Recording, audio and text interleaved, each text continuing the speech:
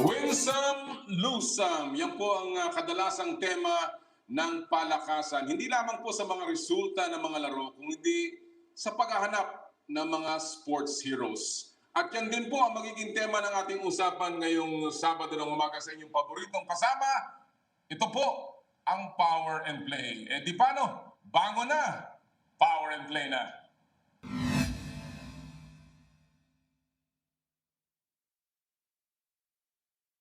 Magandang umaga po mga kapatid. Muli po nagbabalik ang Power and Play. Hatid sa inyo ng Cherry Loom. Ang yerong may aluminum and of course ng Cherry Tigo 7 Pro. It's fun to drive. Ako po si Noli Eala.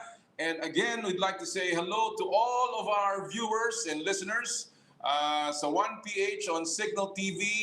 Magandang umaga po sa inyong lahat, lalong-lalo na ang ating mga tagapakinig sa Batangas, sa lalawigan ng Batangas at ng Quezon. Diyan po sa Candelaria, Quezon, sa Tiaong, and of course, sa Lucena City. Magandang umaga din po sa lahat ng ating mga nakikinig sa Radyo 5, 92.3 News FM, yung mga bumabiyahe ngayon na patungo sa kanilang mga probinsya dahil medyo nagluwag na tayo. And of course, sa lahat po na nakatutok worldwide sa pamamagitan ng ating Facebook Live streaming sa 1PH, sa Radyo 5, and of course sa Power and Play.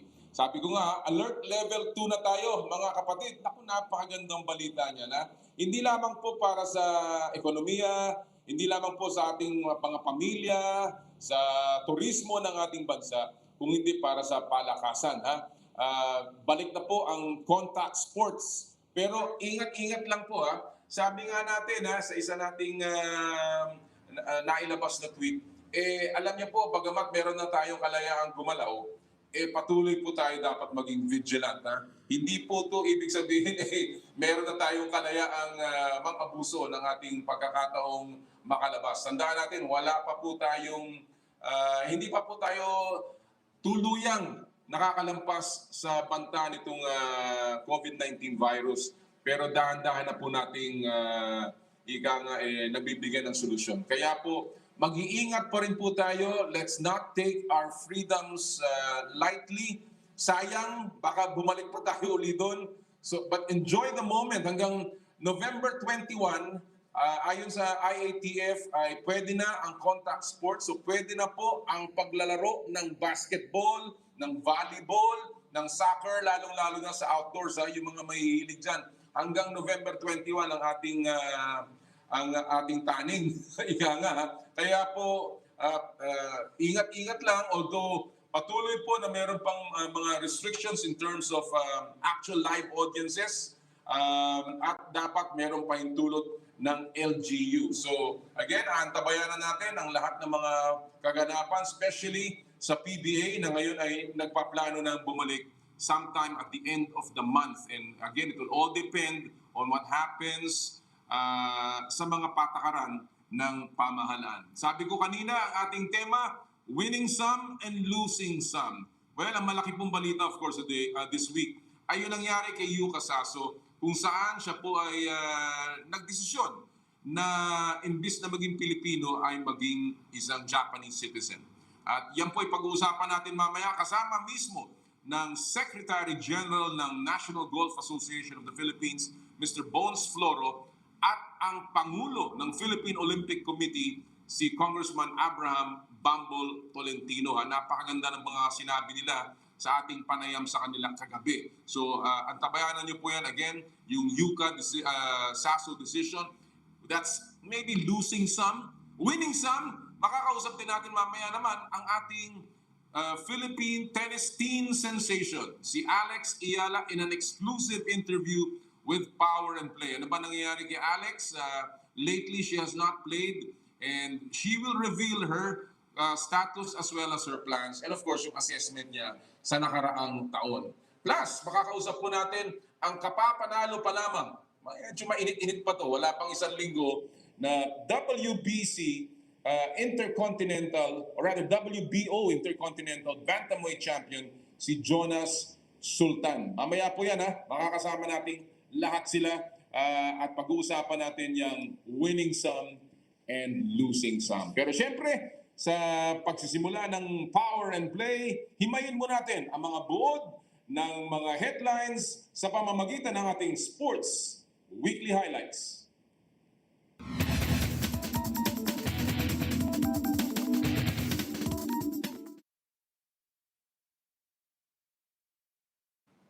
Miss niyo na ba ang import-laden conference sa PBA? Nagbabalik na ang PBA Governors Cup na inaasahang magsisimula sa katapusan ng buwan.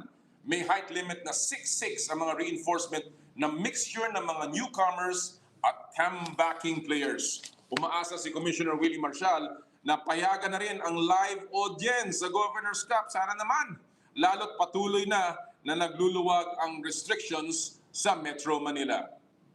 Napag-usapan nga ang nalalapit na Governors Cup, blockbuster ang listahan ng mga paparating na imports. Pinakamalaking pangalan nga po dyan si dating Minnesota Timberwolves na si Shabazz Mohammed. Kinuha ng Meralco Bulls ang services ng NBA veteran dahil hindi available ang kanilang first choice na si Allen Durham. 14th overall pick sa 2013 NBA draft si Mohammed na naglaro ng 5 season sa NBA. Legit NBA po yan mga kapatid More PBA updates. Magbubukas na rin po ang pilot conference ng PBA 3x3. Wala pang final date ng opening games pero tila mauuna ito kaysa sa Governors Cup. 13 koponan ang magbabakbakan kasama ang 3 guest teams, ang Pioneer Pro Tibay, Platinum Karaoke at Zamboanga Valientes MLV. Swing na tayo sa baseball. Back on top at nakuha ng Atlanta Braves ang una nilang World Series sa loob ng 26 na taon. Kasunod yan ng commanding 7-0 win ng Braves kontra Houston Astros sa Game 6. Maagang nagbangko ng lamang ang Braves sa likod ng 3-run homer ni Jorge Soler sa 3rd inning. Tuluyang kumawala sa 5th inning ang Braves na nagpamalas ng batting prowess para itulak ang lead to 6-0. Ang final score na 7-0 ay ang largest margin of victory sa World Series clincher mula 1985. Balungkot na balita naman po para sa Philippine sports. Kagaya na nabanggit ko kanina, pinili ng golf athlete na si Yuka Saso na maging Japanese citizen. Sa ilalim kasi ng batas ng Japan, ang mga dual citizens ay dapat mamili ng nationality kapag sila ay 22 years old na. Pilipinas ang nirepresenta ng 20 anyos sa iba't ibang mga international tournaments kasama ang Asian Games at Tokyo Olympics. Kahit nalilipat na sa Japan, nasa puso pa rin daw ni Saso ang Pilipinas. At balik po tayo sa basketball. Pumirma na ang PBA para maging pioneer member ng East Asian Super League. Makakatapat ng PBA teams ang iba't ibang clubs mula China, South Korea, Japan at Taiwan sa unang full season ng EASL. 2 PBA teams ang sasabak sa home and away games na kukuhanin sa top 4 teams ng liga. At good news pa sa ating mga sports fans. Pinayagan na ang indoor contact sports dito sa Metro Manila. Kasabay po yan ng pagbaba ng restrictions sa Alert Level 2. Nagsimula po yan kahapon at tatagal hanggang November 21. At yan po ang buod ng ating mga sports weekly highlights. Naku, yan ang sinasabi ko sa inyo Ingat-ingat lang Naku, ang sarap sigurong muling lumabas at makilaro sa ating mga kaibigan, sa ating mga kapitbahay, sa ating mga kaklase. Pati mga bata, ngayon ay pinapayagan ng lumabas. Pero again, ingat-ingat pa rin po tayo. Hugas ng kamay. Kung meron tayong nararamdaman, umiwas na po tayo dahil mahirap na muling lumobo ang mga numero ng COVID-19. Alright, tuloy-tuloy po tayo sa Power and Play this morning. And of course, ipapasok na natin ngayon ang isa sa ating paboritong segment dito po sa show. Walang iba kundi ang ating paboritong Fast Take.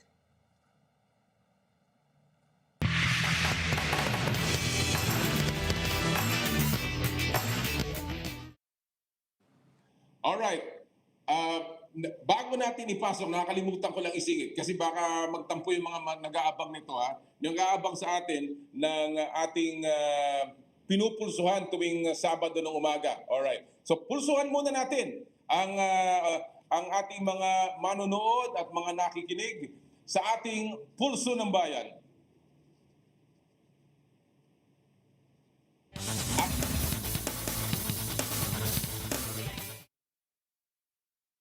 Ang ating pupulsuhan ay tungkol po sa larong basketball. Alam naman natin at napabalita na nga na magsisimula na po ang import-laden conference ng PBA. So simple lang ang ating pupulsuhan ngayong araw na to, lalong-lalo na doon sa mga talagang matagal nang sumusunod sa PBA. Sino sa tingin ninyo ang greatest PBA import of all time? Naku, ang dami niyan. Sino po sa tingin ninyo ang pinakamagaling na PBA import sa kasaysayan ng liga? Nung ako lumalaki, ang unang-una kong naalala sapagkat napanood ko siya opening game ng PBA back in 1975 at namangha ako talaga. Kumbaga napanganga at hindi ako nakakita pa ng ganong klase. Yung pong si Dan Knight. Ang tagal na nung player na yun na Dan Knight ang pangalan niya. Nag-reverse siya at dinakdak niya. That is one of my earliest memories of the PBA. And of course, napakarami na pong mga import na dumaan dyan. Nandyan yung Crispa na si Cyrus Man, si Snake Jones ng Toyota, Bruce King, si Larry McNeil ng Gilbis Gin, si Larry Pounds ng Royal True Orange, si Michael Hackett, David Thirdkill, Lamont Struthers. Napakarami po yan. And of course, yung mga paborito nating Norman Black, Sean Chambers, Bobby Parks, Tony Harris, at yung mga recent na mga imports na pumasok po sa PBA. Sino sa tingin nyo ang greatest PBA import of all time? Mag-text lamang sa ating number 0908-208-0629 o di kaya mag-comment sa ating Facebook page ng Power and Play o ng Radyo 5 at ng 1PH. Mamaya po babasahin natin yung inyong mga komentaryo. Alright, ngayon ipasok na natin ang Fast Take hatid sa inyo ng Cherry Tigo. At ngayong araw pong ito, makakasama natin ang ating mga kaibigan, mga balik Fast Takers to, mula sa Spin.ph, si Kate Reyes, at mula sa Inquirer.net, si Denison Ray Dalupang. Magandang umaga, Kate and Denison. Good to have you back on the show. Good morning po. Good morning, Kom. Good morning, Kom. Good morning, Kuya. Yun, talagang Sprite. Magandang araw ngayon dahil alert level 2 na tayo. No? So, gusto ko na nga mag-basketball mamaya, Denison. Wala na ako makakalaban dahil walang gusto lumaban sa akin. Talagang... Same yung Kom. Same lang. Alright. Solo. Before we go to the yung ating mga fast take issue dito, no? Kate, let me ask you, itong pagpasok ng PBA sa ESL, how good of a development is this para sa, hindi lang para sa PBA, kundi para sa mga players natin?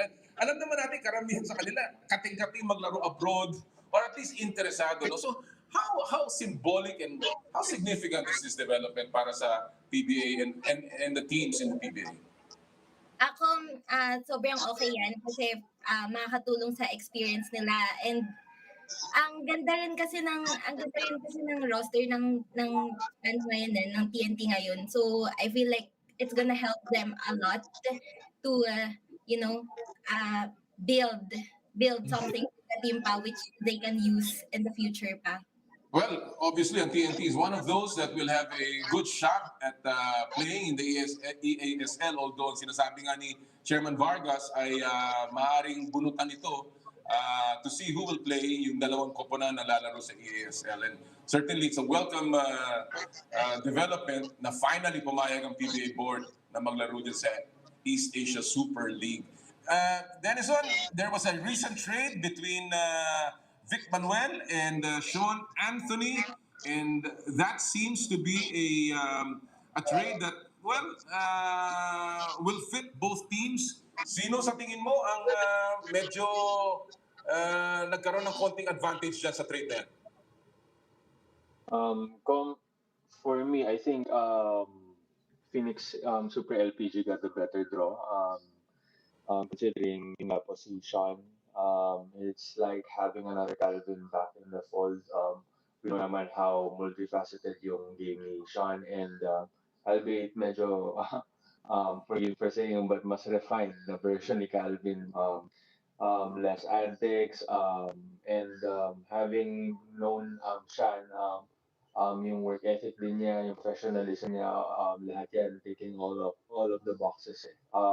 So I would say na healthy, kung healthy si Sean Anthony, they're definitely getting the better of this. Pero on paper, with Sean, and yun nga po, going back, considering how do it all in laro niya, I think they got a better draw of the day. And then you're getting another Sean din na we mentioned, he was relegated, si Sean Manganti, he was relegated to the TXT. Oo, tama. Oo. So I'm looking forward to the guy trying to unleash himself once again, especially Oo. after that having to play. So yun po. Well, ang isa pang sinasabi nila daw, malapit daw ito si Sean Anthony kay Matthew Wright. So that will really help the team. Pero ang magandang sinabi mo dyan is if he's healthy. Right now, of course, Sean Anthony has been nursing an injury. Hopefully, he can come back sa Governor's Cup. And of course, si Vic Manuel is always a good addition to any team, no? And obviously, Northport with their toughness. And of course, nandyan pa si Greg Slaughter. It will be very interesting yung tandem na yan. Kung gaano kabigat yan, no? And how well they can play together. Well, alright, pag-uusapan natin ang mga issue. Simulan na natin dito sa Fast Take kung saan ang opinion nyo ang mahalaga. And of course, walang tama, walang mali, bato-bato sa langit, tamaan, huwag magagalit. Ang una nating issue of the morning tungkol sa big issue of the week. Lumabas nga yung desisyon ni Yuka Saso that she is beginning the process to acquire Japanese citizenship na under Japan law, kailangan niyang gawin at hindi pwede ang dual citizenship. So, ang tanong, and I'll begin with you, Kate, nakakagulat ba na pinili ni Yuka ang Japan kaysa sa kanyang bansang kung saan siya pinanganak, ang Pilipinas? I'll give you 1 minute, Kate. Go! For me, definitely not. Hindi naman siya nakagulat and we saw it coming, I think. The reason behind Yuka's decision is very personal and long-term. Golf is expensive. It's $1 million sport and the abundance of investments that will come her way if she chooses to play for Japan would be very helpful for her career. And as she turns pro, the sport is her life's work. It's her profession. So for the long and also for the longest time, he's brought the Philippines glory. So it's high time to return the favor to Yuka as she decides the good. As she decides for her own good. And still and all, hindi naman matatanggal sa personality, sa buhay ni Yuka, yung pagiging isang Pinoy. Well, maganda yung sinabi mo na talagang hindi maitatanggi yan. Kahit anong sabihin niya, hindi niya masasabing hindi siya Pilipino kasi ang nanay niya ay Pilipina and of course, pinanganak siya dito. Alam mo, meron ako mga naririnig talaga daw napakahirap. At yung puntong-punto lang ni Yuka bulakangin niyang bulakangin niya sa totoo lang. Pag narinig mo si Yuka. Denison, same issue. Nakakagulat ba na pinili ni Yuka Saso ang Japan kaysa sa Pilipinas? 1 minute, Denison, go! Kung i-invoke ko dito si Yuka Reyes, yes and no. Yes, because isa sa sports fan, nakakagulo siya kasi of course, represent yung Philippines sa Olympics, sa Asian Games, and all that. And then at the same time, no, because ayun nga po, yung heritage ni Yuka, half of her is very Japanese. Very kung gano'n ka Pilipino, gano'n din siya ka-Japanese. Because his dad is a Japanese national. So, ayun nga po, as Kate mentioned, it's a decision. Multi-billion-dollar industry ang golf, and And considering yung power that nandun sa Japanese passport, I think hindi naman na dapat masyadong nakakagulat considering yung power ng Japanese passport, yung privilege that comes with it. Exactly, yung ease of travel and of course all of the perks that come as a Japanese pro. Isang kwento nga sa Japan, si Hideki Matsuyama, isang Japanese pro na nanalo ng US Masters, parang hari. Para daw isang hari kung tratuhin sa Japan. He doesn't have to pay anything pag kumakain siya and he walks around with all the adulation and admiration. You know, hindi natin maiaalis siya na. Pero alam mo, ang magandang nakita ko today, and Yuka is playing in the Toto Japan Classic sa JLPGA right now. She's running 16th. Nakita ko maganda na ginagawa ninyo, mga nasa media. You continue to put Filipino-Japanese ace. And I think forever, hindi na maaalis yan eh. Kahit ano pang sabihin niyang Japanese citizen siya, we will forever claim her to be one of us. And yan ang aking masasabi lang dyan because she is truly a Filipino by heart. Alright, let's go to our second issue of the morning. Ito ang tanong PBA tayo. Ang nagbabalikan at ang dami na uli ng mga imports na nakakatuwa, no? I mean, hindi mo akalain that makikita mo uli sila a few months ago kung saan napakataas ng kaso, ang hirap ng quarantine protocols, tila hindi na mabibigyan ng solusyon dahil pataas ng pataas pa rin. But here they are, the imports are back and we have a terrific bunch of imports. So ang tanong, Denison, I'll begin with you. Sino ang top 3 imports mo sa darating na Governor's Cup? Base na rin sa talent, age, and maybe fit. 1 minute, Denison. Go! Com definitely on the top of that list. Mahirap eh. Justin Brownlee yata. Kidding aside, Justin Brownlee is absolutely high up there. Alan Durham would have been a toss-up considering his time with Meralco, pero wala nga po siyang business really. But yun nga po, Justin is way up there simply because he has played for Inembra, he has delivered championships for Inembra. Close number 2, 3 would be siguro the TNT and the NLEX imports simply because meron na silang exposure to yun nga po si Mackenzie Moore has played for TNT. He's coming back for a second stint. Technically, he has played for the club dun sa Terrific Duel back then. And si KJ McDaniels, familiarity with TNT na rin po. And best siya sa TNT, so I am assuming of the same sa NLEX. All right. Well, you know what's very interesting is si Justin Brownlee lang yata ang kaisa-isang import na nagbabalik to his former team, no? Everyone else is outside of their, parang nagkaroon ng reshuffling. All right, Kate, same issue. Sino sa tingin mo ang top 3 imports sa darating ng Governor's Cup based on fit, on age, and talent? 1 minute, Kate. Go! Katulad ng sinabi ni Kuya Son, in terms of fit, it's Justin Brownlee for sure. He is a proven winner already and has learned Coach Tim Cohn's system better than some of the locals. And from 2016, it's without a doubt that he can deliver for Ginebra. And in terms of talent, it's KJ McDaniels of NLEX and Shabazz Muhammad of Meralco. Both are NBA caliber players.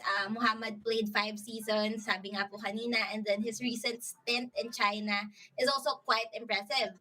Meanwhile, si KJ has long been eyed by Coach Yang, and he led TNT to the semis of the 2019 Governors. And like what he said, sinabi ni Coach Yang na familiarity with the pace of the league is also gonna be helpful for the imports. Pretty sure both of them can provide the much needed offensive jolt the MVP teams need to compete this coming season. Excellent point. Alam mo, yung si Shabazz Muhammad is a legit NBA star and alam naman natin in fact, I remember choosing him in the fantasy league for so many years. Yang si Shabazz Muhammad. So alam ko yung pangalan na yan. Of course, he has had this... Ano? 8 points yata yung average niya sa NBA in his last season.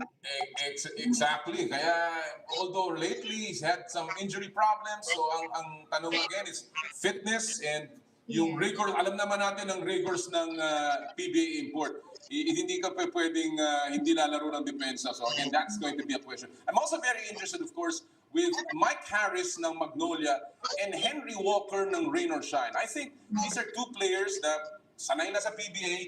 They have proven themselves in the past, and I think they will be a good fit also to their teams. All right, let's go to our third and final take of the morning. Ito tungkol naman sa basketball pa rin, pero hindi tungkol sa laro, hindi tungkol sa tao, kundi tungkol sa bola.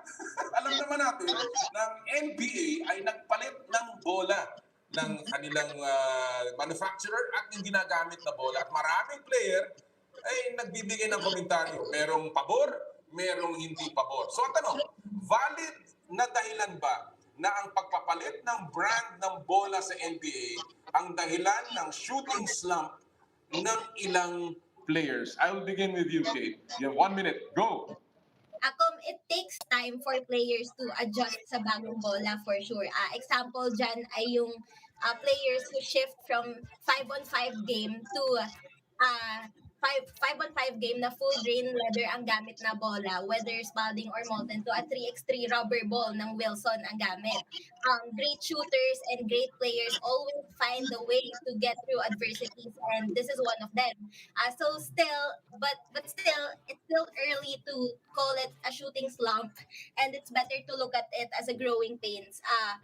As professionals, they have no other choice but to adjust to the touch and the feel ng bola. And after a few games, these players can find a way to fit once they're comfortable with it. So, ang bottom line, kailangan nilang mag-adjust talaga. Wala silang magagawa dyan, kumbaga. First game, yun. Oh, correct.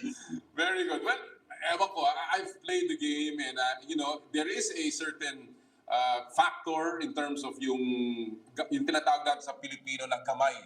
Yung gamay mo yung bola, no? Na merong grip, iba-iba. I remember my time back in when I was commissioner, first time na ginamit ng PBA yung tri-colored ball na ginagamit ngayon ng Molten, no? That was the first time that we ever did that. And talagang nanibago din ang mga manlalaro. Alright, Denison is back. Same issue, Denison. Valid ba na dahilan ang pagpapalit ng brand ng bola sa NBA sa dahilang mababa ang shooting averages ng ilang players? 1 minute, Denison. Go! I think valid naman siya, pero just for a while. And then, as Kate mentioned, players go through certain adversities na po, and the ball is parang part of it. Nakikita ko dyan is you can look at it in the context of the new rules din po, especially yung adjustment po na pinagdadaanan ng mga players with the new calls. James is having a hard time being denied of those calls dun sa pag ng kanyang arms, and then so it's a more physical thing na big players find a way any time of the day come, and you know that din po being the previous commissioner of the PBA, so players will figure it out. And Uy, naputol si Denison. Sayang at nawala siya. But he was saying that talagang kailangan ding mag-adjust. And Tama. basically, I don't think it's only yung bola kaya ang bumababa ang shooting sa NBA. I think it's also partly the new rules, yung tinatawag nilang freedom of movement, and of course yung hindi na lang tinatawagan yung unusual basketball moves, no? So I think that is part of it, but at the end of the day, shooters are shooters. Kahit anong bola yan, mangyayari yan. And of course, sabi nga nila, bilog lagi ang bula. Alright. Maraming salamat sa inyong dalawa, Kate and Denison, for joining us this morning. As usual, very fun, informative, and entertaining segment with you. Okay, magkasawa. See you again sa Fast Track. Thank you so much, Com. Have a great day. Mga kaibigan, Kate Reyes ng Spin.ph at Denison Ray Dalupang ng Inquirer.com. Alright, .net. Alright, mga kaibigan, napakaganda nung huntahan na yan.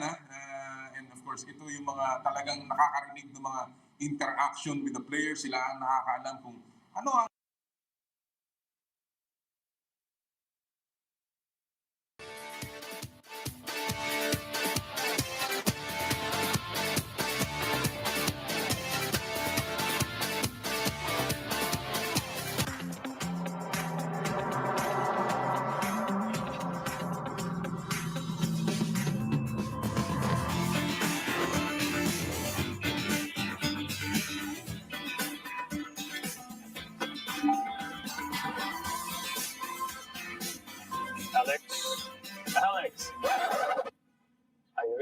some fun on your first driving lesson.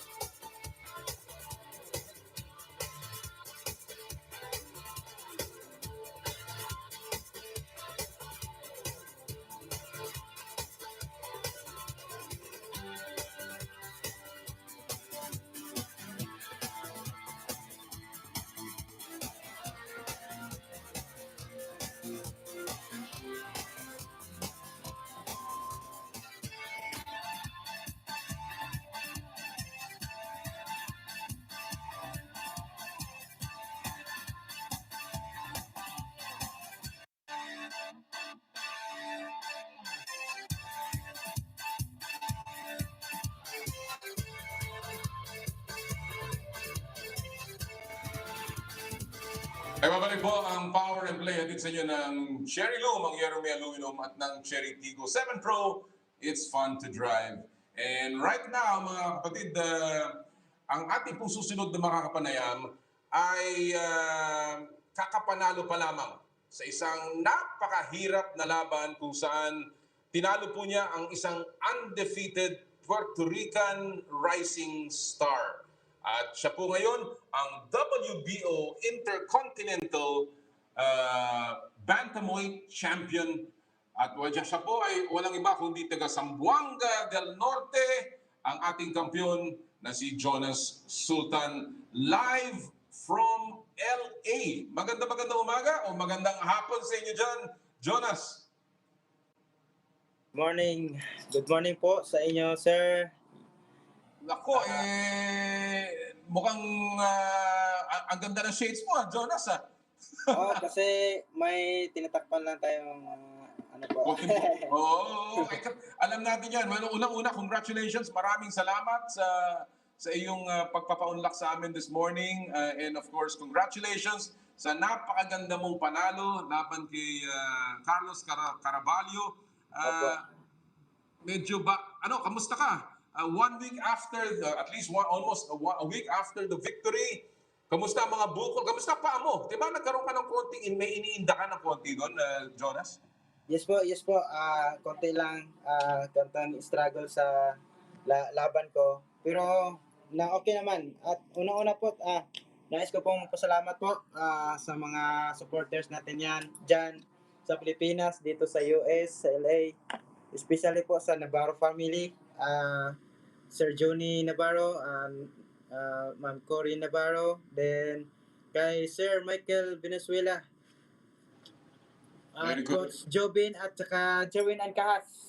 Of course, ang ating kampiyon na si Jerwin, si Coach Hoben, and of course ang aking kaibigan at kumpare na si Junie Navarro. Alam mo, yung laban mo, Jonas, against Carlos Caraballo, heavy underdog ka. 5-1 underdog. Yung crowd doon ay karamihan ay mga Puerto Rican. Of course, ito ay isang rising knockout artist na hindi pa natatalo bago sa laban mo. Ano ang nagbigay sa iyo ng kumpiyansa para doon sa laban na yon, Jonas? Para sa akin po, yung kumpiyansa ko po na grabe yung training ko para sa laban na yun.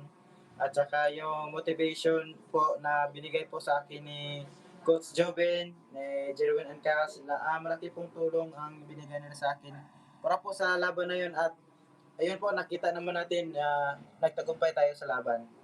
Yung pagtitraining mo kay Jerwin, kasama ni Jerwin Ancahas, ano ang naituro sa iyo nun, Jonas? At gaano ka-significant, gaano kahalaga yun para sa iyo na ang kasama mo ay isang world champion ng boxing, si Jerwin Ancahas? Yes po, sobrang napakalaking tulong po sa akin yun si Jerwin Ancahas at saka Coach Joben, kasi tinuturuan po nila ko ng techniques paano po maglaban ng kalaban na mga Kalawite. Siyempre si Jerwin po isang Kalawite. So binigyan niya ako ng tips kung paano i-handle yung footwork, kung saan ako susuntok, lalabas, yung mga quick punches na binigay niya sa akin, ng mga tips. Nagawa ko naman doon sa laban. So sobrang thankful ako sa Team Angkas at kay Coach Joben. Yan po. Alam natin na si Caraballo ay 14-0 nung lumaban sa iyo, Jonas, no? At lahat ng kanya nakalaban natulog, knockout, 14 knockouts, 14 fights. Hindi siya tumatagal na mahigit 6 na rounds sa isang laban at talagang kapipirma lamang niya sa top rank, siyang kumbaga inililinya na para lumaban sa isang world championship. Pero ang tanong ko, totoo lahat ba ang sinasabi nila tungkol kay Caraballo? Malakas pa talaga ang suntok? Siyempre po, wala pong duda doon na malakas talaga siya. At saka kita ko naman sa mga laban niya, mga nakaraan mga laban niya. Sobrang napakagaling niya, malakas siya.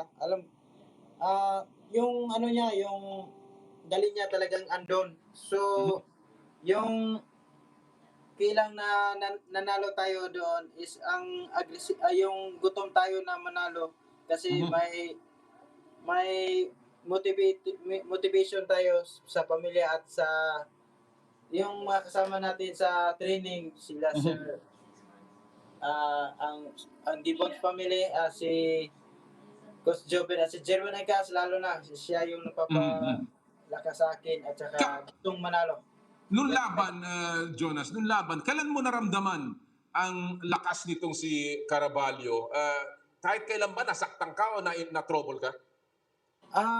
Opo, may time po na nasaktan tayo pero kiri naman yung lakas niya. Kasi alam ko naman i-handle yung lakas kung matamaan tayo. Pero talagang sa lakas lang, mayroon talaga isang lakas. Kung ibang boxer yun, talagang mapapatumba niya. Oo, alam naman natin sa karir mo, ikaw hindi ka pa na-knock-out kahit kailan sa iyong karir. Napakatibay ng iyong panga. Ewan ko, kung kinakain mo, puro mais talaga. Kumakain ka ba ng bulalo, kaya napakalakas ng panga mo. Pero nung nilabanan mo si Caraballo, Jonas, ano ang nakita mong kahinaan niya? Of course, may game plan kayo dyan na laban kay Caraballo. Pero nung lumalaban ka na, anong nakita mong medyo meron tong problema pala sa ganitong klaseng estilo? Para sa akin, nakikita ko na medyo masasaktan talaga siya hindi siya sanay na masaktan pagdating sa laban kasi magaling siya umilag, magaling siya umiwas sa mga suntok. Kaya at saka yung depensa niya talagang mahigpit. Kaya nasabi ko siguro pag natamaan ko to, makukuha ko yung knockout kasi knockdown. Talagang nakita ko na parang hindi pa siya nasaktan sa lahat ng mga laban niya kasi lahat ng mga laban niya is knockout lahat. So, yun, ang plano ko matamaan ko siya ng malakas. So, yun natamaan natin at na-prove natin na may kinansyan kundi sa kanyang panga. Yeah. Alright. Bagamat 4 na beses mo napatumba itong si Caraballo, napakadikit ng laban, ng scorecard at least. At nung 9th round, merong binulong sa iyo si Coach Joben na sabi niya sa iyo, gawin mo to para sa iyong mga anak. Gaano kahalaga yung bulong na yun para sa iyo, para talagang mabigyan ka ng sinatawag nating second win o final win mo dyan sa laban na yan? Para sa akin po, sobrang napakahalaga yung ginawa ni Coach sa akin. Talagang pinakita niya sa akin na gusto niya rin manalo ako. So yun, parang nabuhayan ako palagi every round kahit na napagod na ako, kahit may iniinda ako sa paa ko. Talagang nakita ko kay Coach na gusto niya manalo ako. So yun, talagang puso na yung nagbigay sa atin ng lakas. Tama. Alright. Nabanggit ko na ang unanimous decision victory mo ay lahat ng scorecard 94-93. Isa lamang na puntos ang lamang mo kay Caraballo, bagamat 4 na beses mong napatumba siya. At hindi ka naman niya na-domina. In fact, ikaw ang domina kay doon sa Puerto Rican. Sa tingin mo ba patas yung scoring? Jonas? Para sa akin po, hindi na po ako tumitingin ng kung patas ba yun. No? At least, ang importante naman manalo tayo sa laban kasi siyempre si Caraballo magaling naman talaga sa scoring at saka talagang pinagpala tayo ng Panginoon na maka knockdown tayo ng 4 na beses. So, yun po yung napapapanalo sa atin yung 4 na knockdown. Kasi alam naman natin na si Caraballo talagang napakagaling. Sa putusan, ang galaw niya, sa ibabaw na rin lahat, parang alam niya. Yan po. Marami kasi nagsasabi na sinira mo daw ang plano ng Top Rank. kaya talagang idinikit pa at talagang kung po pwede lang ipanalo nila pero mukhang napaka-obvious na hindi mangyayari eh. 4 na beses mo nga napatumba eh. Sa tingin mo ba mayroong planong ganon na kung pwede lang ipapanalo itong Caraballo? Parang may gano'n na nga. Siguro kung 3 beses lang yun na tumba siguro hindi natin alam tabla or talo tayo sir. Oo, pambihira din naman yung nangyari dun sa pagdating sa judges scorecard. Alright, well, tapos na yan, nanalo na tayo, and of course, you're now the WBO Intercontinental Champion. Happy ka pa sa performance mo, Jonas, sa nagawa mo sa laban na yan? Lalo na, yan na yung belt natin, uuwi mo na talaga yan. Kung ikaw ang tatanungin, ano pang aspeto sa style mo ang pwede mong improve after itong performance na to? Una po talagang hindi ko na ipakita talaga yung lahat nung gusto ko ipakita doon sa laban ko kasi nga may problema tayo sa paa kasi naglagay tayo ng wrap. Hindi tayo makagalaw ng maayos. Pero sa susunod na laban natin, sir, makikita nyo na may mas i-improve pa yung footwork ko kasi sabi nila mabagal ako kasi kaya dahil doon, hindi ko nagamit yung footwork ko ng maayos kasi yun yung problema. At saka, lumalaban tayo na may wisdom tooth doon. Dati, dami na yun. Kaya nga, pagkatapos ng laban, talagang namaga talaga yung wisdom tooth. So, grabe. Kahit na yung, basta yung inisip ko na lang positive tayo na may panalo natin yung laban. Pambihira pala yan. Talagang lumalabang ka na masakit ang ipin mo? Yes po. Ganun po nangyari. Ang dami ko na parang ano lang yun, mga pagsubok lang yun na kung kaya mo ba na ganito. Pero siyempre, may panalay tayo sa Panginoon at saka sa training natin. Hindi na sayang.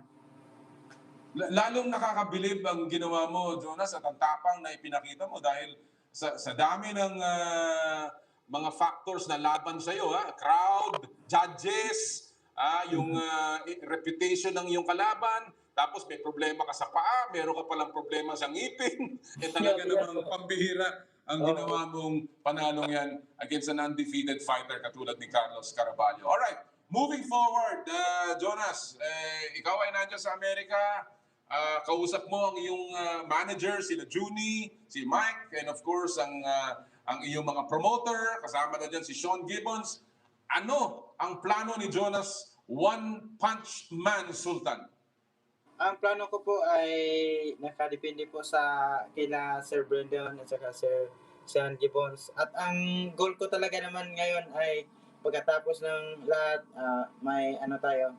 Basta ang plano ko po magiging world champion po ako kahit hindi ngayon. At least sa darating na panahon magiging world champion tayo, sir. Yun po.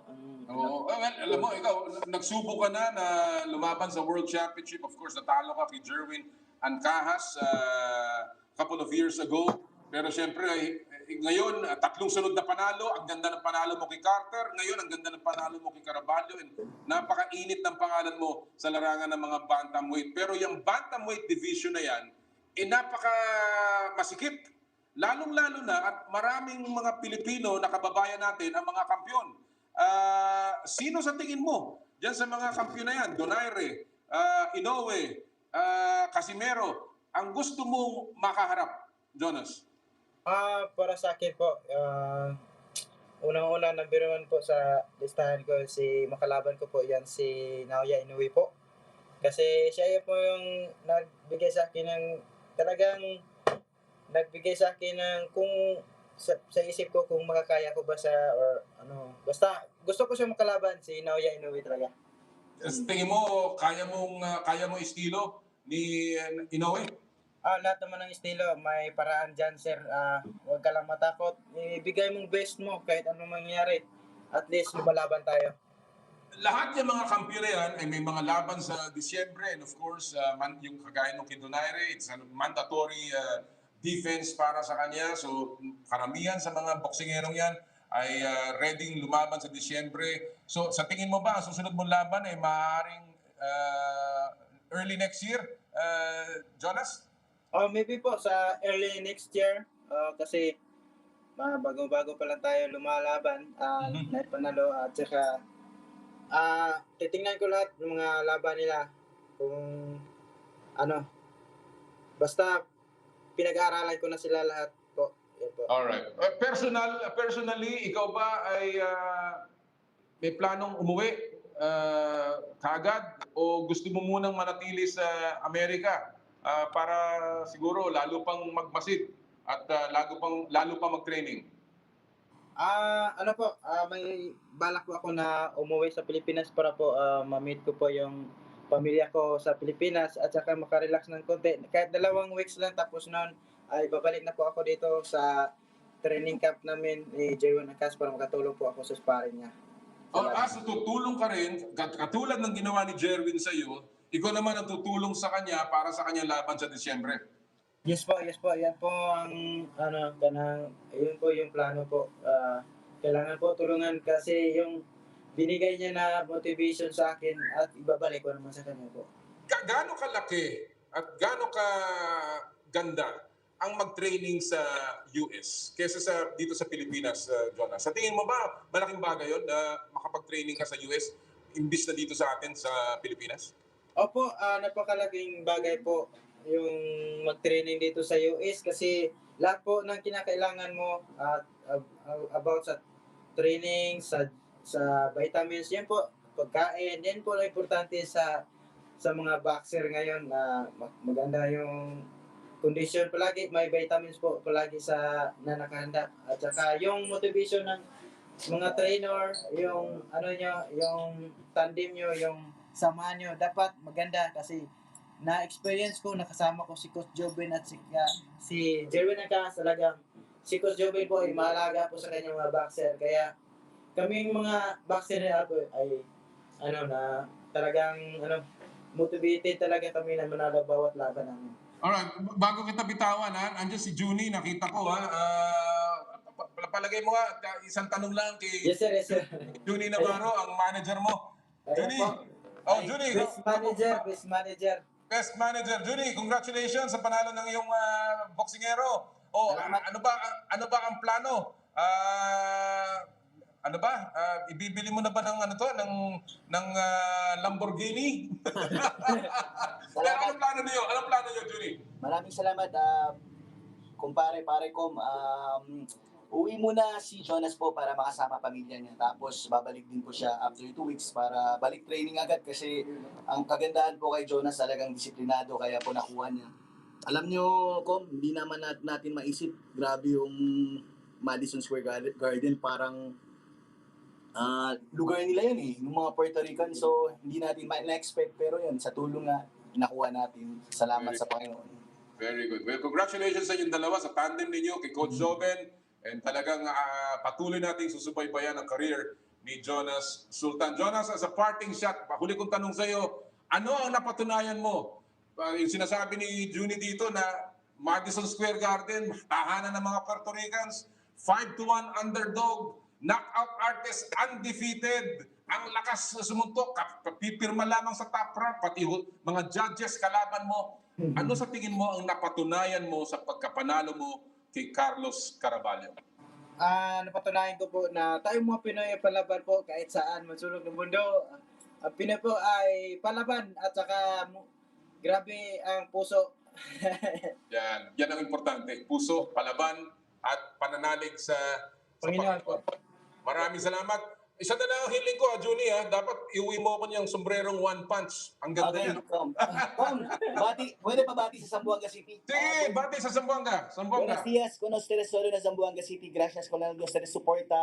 Alegre kami tayo sa Despirdi.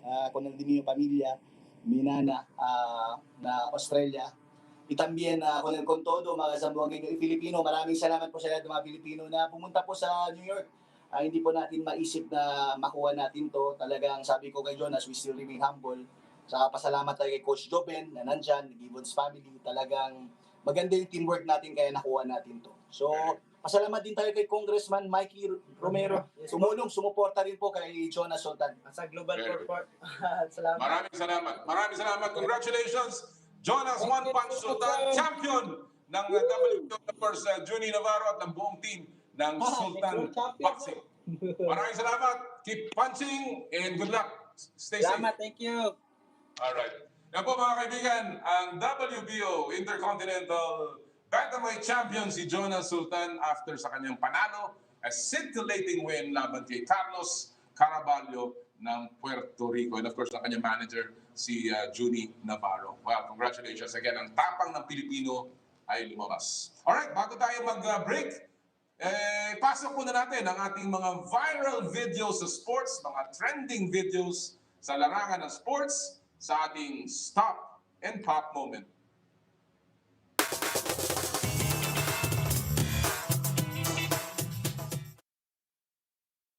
Kayo ba sa basketball, siyempre nagpupustahan din tayo Madalas ang nakataya dyan tanghalian, soft drinks, Siguro malaki na yung bigay mo sa akin yung jersey mo pag natalo ka, di ba?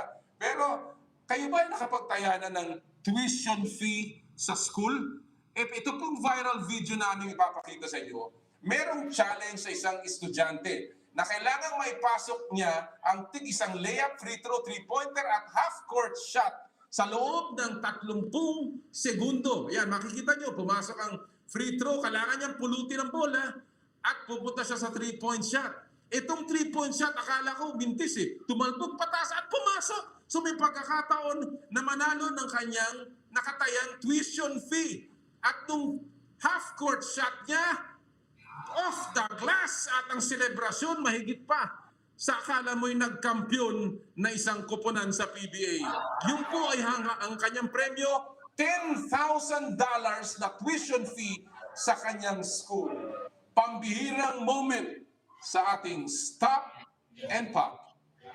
Napakaganda. Nakakatuwa yung mga ganyan na nakikita natin. Alright mga kaibigan, tuloy-tuloy po ang Power Play. Kami po ay magbabalik. Sa aming pagbabalik, pag-uusapan natin ang desisyon tungkol kay Yuka Saso kasama ng Secretary General ng NGAP at ng Presidente ng Philippine Olympic Committee dito po sa Power and Play. Hatid sa inyo ng Cherry Loom at ng Cherry Tigo.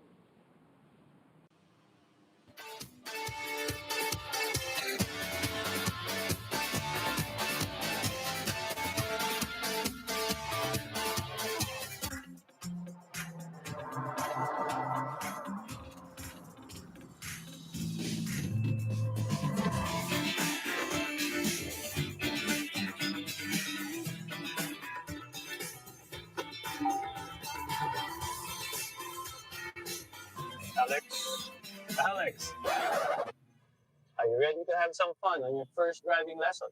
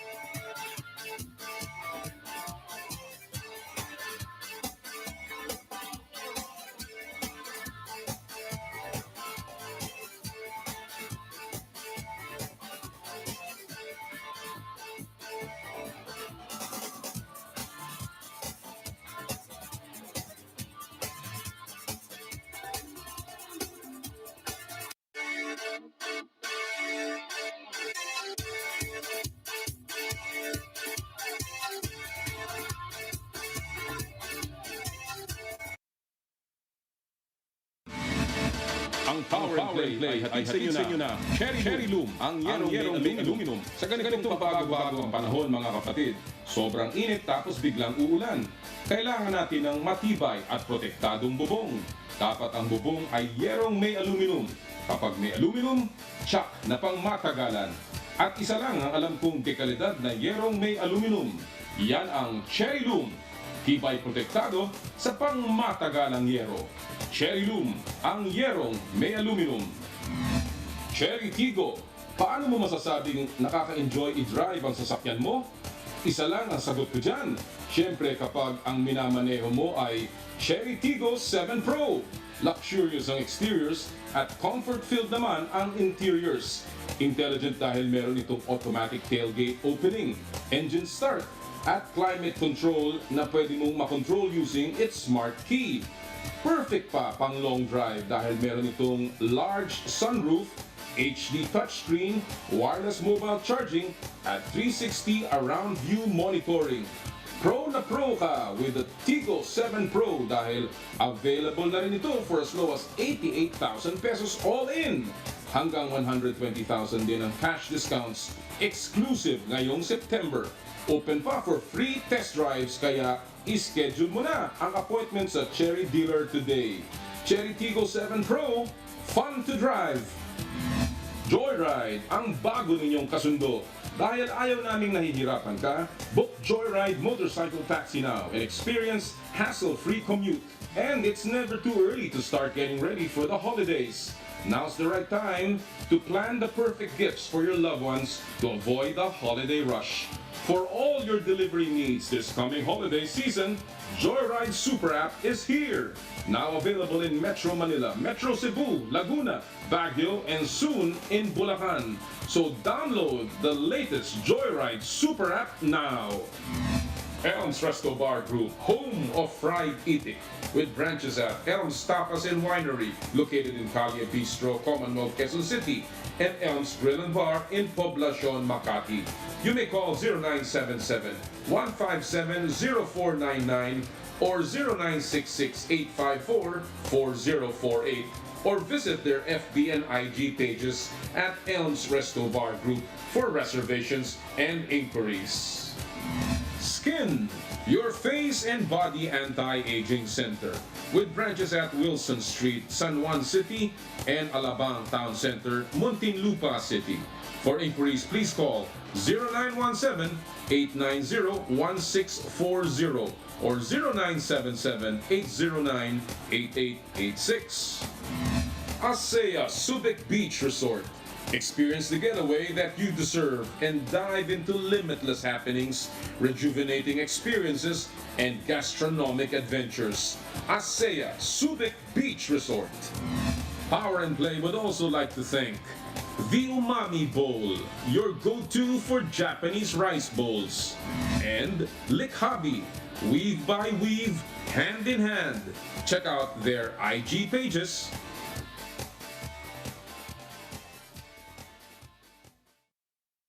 Maraming salamat po sa lahat ng mga tagapagtaguyod ng Power and Play. I'd also like to thank Perfect Drive PH, ang ating partner po, with of course ang ating kaibigan si Adrian Flores, ang editor ng Perfect Drive PH. Get your free copy now ng kanilang latest issue.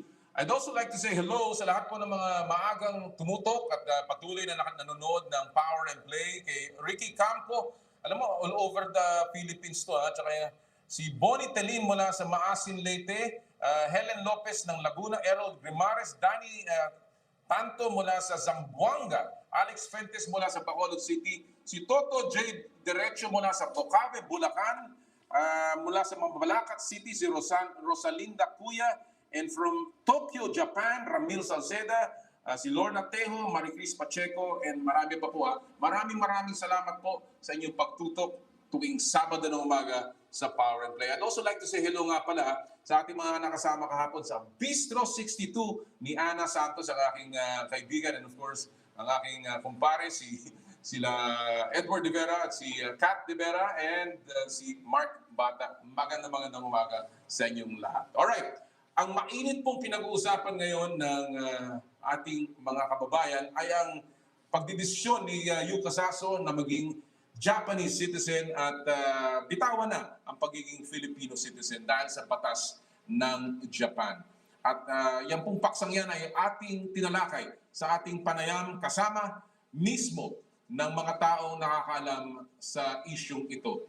Ang Pangulo ng Philippine Olympic Committee, si Congressman Abraham Bambol Tolentino, at ang Secretary General ng National Golf Association of the Philippines, si Mr. Bones Floro. Ito po ang ating panayam sa Power and Play.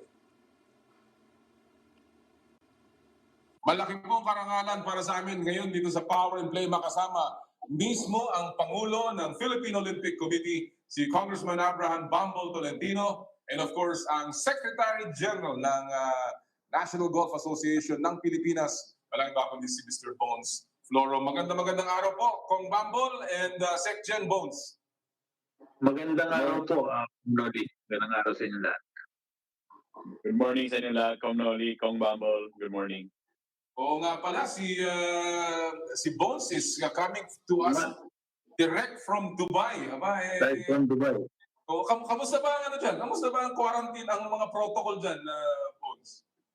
Wala, Kong Noli. Walang quarantine. Walang protocol.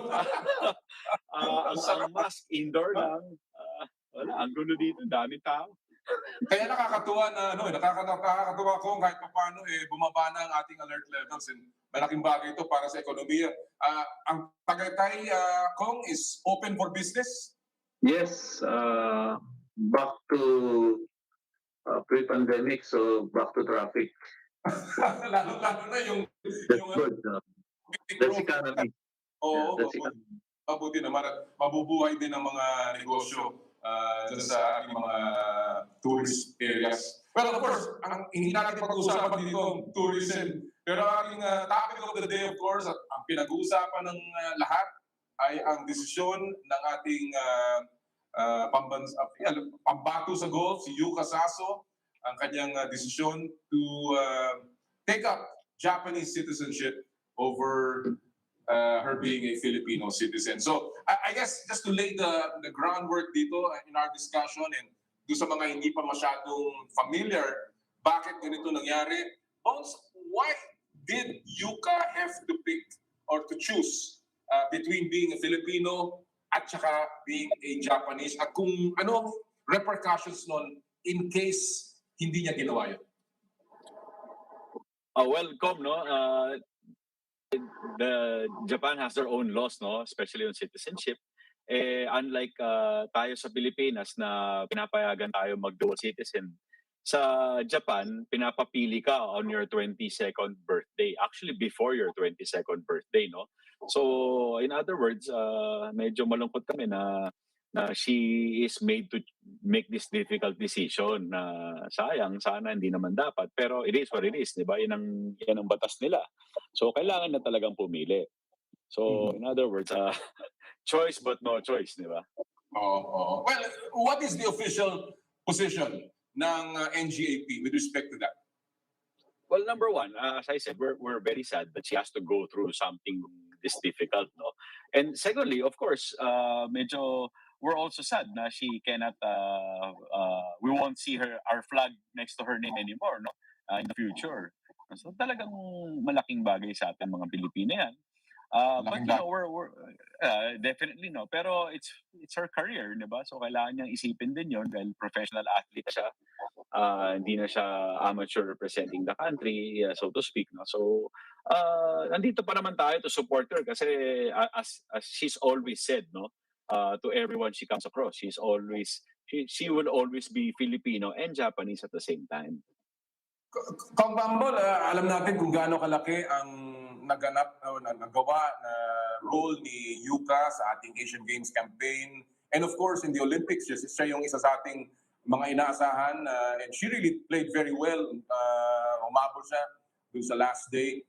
What is the official position dito, Kong, and your reaction, I guess, to the decision ni Yuka na maging Hapon rather than manatili being Filipino? Yes, from Nodel, no? We respect her decision, be it a business decision or family decision. Pero ganun pa rin, by heart, Filipino pa rin siya, no? Kasi dito siya pinanganak. Hindi nga lang niya ma-represent yung Philippines na after this decision niya. Mabigat man, pero handa na naman ng ang POC doon, pati ang NSA, kasi darating baka talaga dumating sa ganun. Alam natin before na baka dumating sa ganun decision, just like nung mawala sa atin si Wesley So nung sa chess, no? So hindi naman natin kayang ibigay yung kayang ibigay ng United States. Ganun din sa Japan, no? Maybe social service and healthcare na may ibigay kay Yuka. At the same time, yung passport niya, di ba? Almost every week, every month, she's playing internationally. So, using a Japanese passport, laking tulong naman yan sa career niya, sa sarili niya. Less stress, di ba? Aminin na, harapin natin yun, less stress.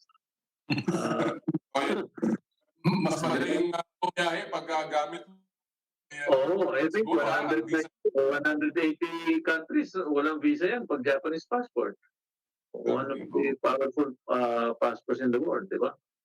So, aside from that, yun nga, sponsorships, definitely, babahan ng big sponsors sa parang Japan. Kaya, Ang official statement ni Yuka, sabi niya, they have begun the process of acquiring Japanese citizenship. So hindi pa, ito ay may proseso, no, Bones? And una-una, were you even consulted at all? Kayo ba ay nasabihan by the management team ni Yuka about this? Well, kami ni Kong Bambol, we spent a lot of time with Yuka sa Tokyo, no, during the Olympics.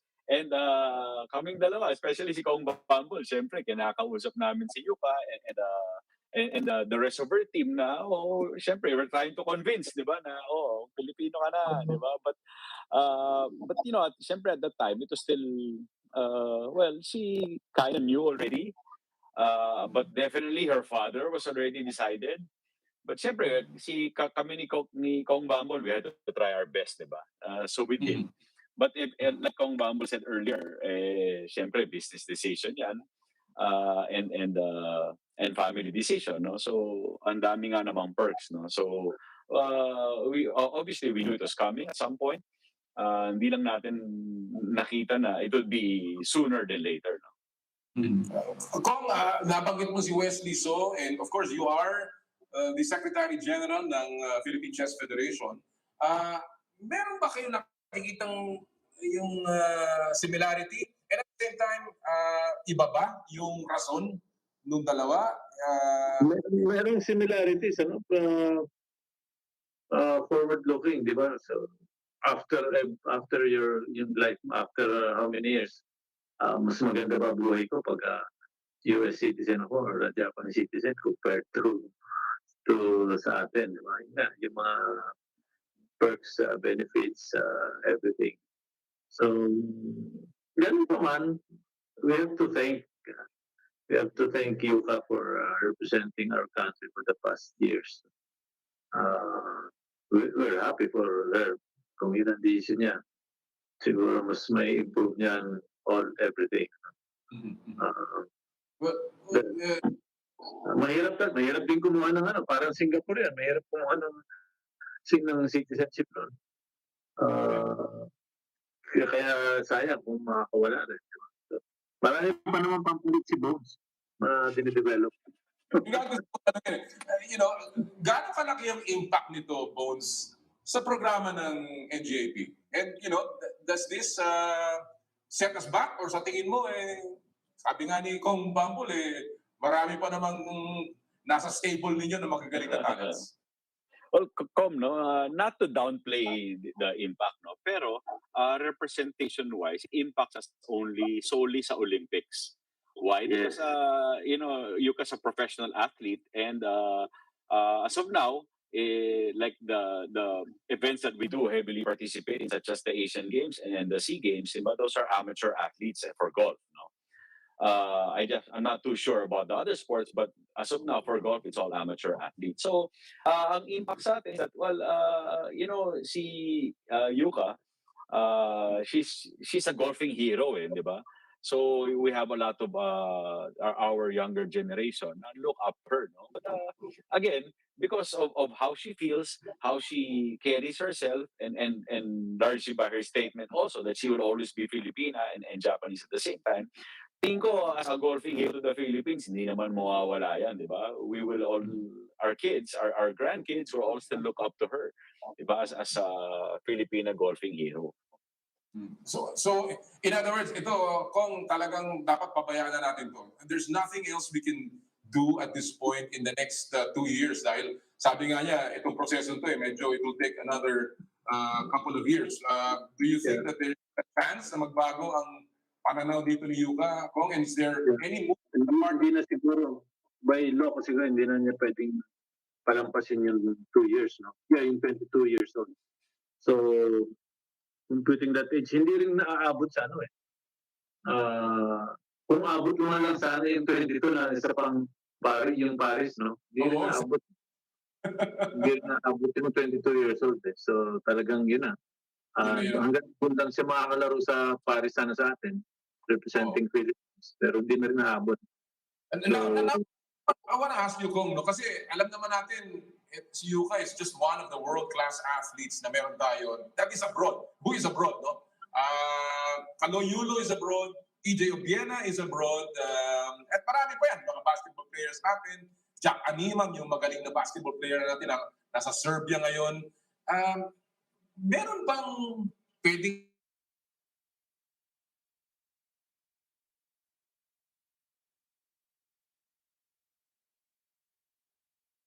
gawin kung na hindi pa nagagawa ng VOC? Parang mahirap talian, no? Parang mahirap talian na walang ganun. Sa amin sa cycling, pag lumipat ka ng ibang team, ibang bansa, no? Yung license mo cancel ng 1 year, hindi ka makakalaro ng 1 year. So I don't know sa golf, sa ibang sports, no, pag lumipat na lang. Sa ibang sports, meron ganun. Even sa chess pala, pag lumipat ka, isang taong hindi nakalaro yan si Wesley nung lumipat sa US before acquiring the license. I guess ang sinasabi kanina mo, Kong, at saka ni Bones, is that this was actually a business decision dahil even in the statement ni Yuka, sinasabi naman niya, ina-acknowledge naman niya na Filipino siya, no? By heart, by birth. At meron pa rin siyang roots dyan. No? So it is a business decision. Meron kaya, Bones, na mga bagay na pwede nating tapatan para maging attractive to stay on as a player in the Philippines? Kasi mga nagtatanong sa akin. Alam ba, yung aking pamangkin na si Alex, I asked her point blank, and of course, she told me, Tito, hindi naman ako lilipat dyan, no? Pero, because of the perks abroad, and, yan ay, yung mga bagay na ganyan, is there anything, I guess the fans are asking, pwede kaya nating tupatan ito or mabigyan sila ng additional incentives to remain as Filipinos? Well, siguro it's gonna be difficult, no? Kasi napaka-holistic ng question na yan. Ang daming facets to it, di ba? Like Kong Bambol said earlier, syempre, it's not only during their athletic career, no? It's also in their retirement years. So medyo mabigat nga naman yung all the perks na tatanggap nila. So mabigat na laban yan. And then siguro at some point, no, pag natapatan na, hindi wala na tayong wala nang nag-migrate, di ba? So Kumbaga, kung yung brain drain nga natin, yung mga magagaling nating maestro, yung ating mga magagaling na doktor at nurses, lumilipat ng bansa, atleta pa. Totoo. Kung meron man tayong itapat o ibigay, band-aid lang yun. Hindi, hindi pang matagalan, pang tama, pang retirement, pang next generation, di ba? Ano yung magiging anak nila, magiging apo nila, di ba? So it will really be very difficult. Kung yes. Dapat ba tayo mabahala with this development? Hindi naman. we can, yun nga, yung program na keep on looking for a grassroots program na yung talagang dito sa bansa natin, no, na hindi sa bagay si Wesley nga dito rin, no, nahila pa rin dahil doon sa program ng mga green card or what. Wala, parang mabigat pigilan pag may ganyan at sumikat ka talagang kukunin ka, di ba? Kahit sinabi mo, nurses and doctors, di ba? Health workers natin, kahit anong, biro mo, pag kahit Europe, Germany, or Asian countries, Singapore, Japan, pag pumunta doon at tumagal na, then citizenship na kasunod doon, hila mo na buong kamag-anak mo. So, part of ng status ng Philippines, we're on the developing, as a developing country, no? So, may katapatan yung i-offer ng first world, di ba? So, pati yung first athlete natin, nakukuha nila. Mahirap talagang, lalo na pag usapan na dito, kinabukasan, and of course, yung green pasture na pinag-uusapan dyan, eh. Oo, tsaka yung stability. Hanggang sa mga anak mo na, kamag-anak, hanggang sa mga magiging apo. Oo. Well, Bones, develop lang talaga ng local pa. oo nga, kailangan mag-develop na lang ng mag-develop. Pero yun na nakakahinayang, Bones, kahit pa paano. I-develop mo sa local. Tapos iba ang kukuha. Pero ano yan, special circumstances kasi like it's more likely for mga dual citizens, di ba? Yan yung mga ganyan na may meron na silang half foot in the door, di ba? To have to be a citizen of somewhere else, no? Yan ang normal track eh. Kahit kami dito sa golf, lahat ng mga bata natin, lahat sila nare-recruit ng mga NCAA colleges in America, di ba? So they're all given scholarships. Diba? So that's the normal track, I guess. Well, we're certainly hoping, and of course, tama ka, no? Yan namang kaso ni Yuka, ni Wesley, ay mga isolated, hindi naman siguro yun ang general rule. Because these are athletes who are world champions. Sabihin na natin gano'n, no? Nanalo si Yuka ng US Open and she's considered as one of the best in the women's field right now. And bihirang-bihira yan. Of course, mas marami pa yan, pero siguro naman bibihira yung dual world champion, tapos meron ties in other countries. So that's, tama ka, kasi it's isolated cases because right now, the POC programs, they work. The PSC support, they work. Diba? So we're not hemorrhaging athletes, eh, diba? We're not losing athletes. Just very isolated cases lang talaga. Right. All right. Mapunta ako sa ibang topic kong napabalita na yung Southeast Asian Games for next year ay tuloy na. What is the latest, Kong, sa Vietnam Southeast Asian Games? So, yeah, ngayon lang. Ngayon ko lang na-receive yung sulat. Talagang tuloy na May 12 ang opening. May 12 to 23. May 12 to 23. So that will be 3 days, 4 days. 3 days after the national and local election. So, may mga atleta hindi makakaboto dyan and officials. Whether it's 1,000, sigurado kasi maagang aalis yung iba eh. Hindi naman pwedeng umalis yun baka may quarantine pa ng ilang days or what, di pa natin alam. At saka yung acclimatization nga ng mga atleta natin, kailangan dumating din talaga tsaka yung practice dun sa venue, kailangan dumating din ng 1 week before. So may sacrifice ng content. May sacrifice na hindi sila makakaboto. And the venue, Kong, is going to be in Hanoi? Ano ba ang... Hanoi at saka isang province. Maraming cities na babagsakan. So iwahiwalay. Iwahiwalay. 2 to 3 provinces, different cities. Iwahiwalay. So tuloy na po, May 12. And with that, buti na lang, nasa level 2, inalaw na rin tayo ng ITF to have inalaw na yung contact sports, no, on level 2. By next month, kung level 1 na yan, mas maganda. Actually, kung sinabi mo kayo ng sports yung tourism lang, no, pwede nga mag-sports tourism na. We can host na.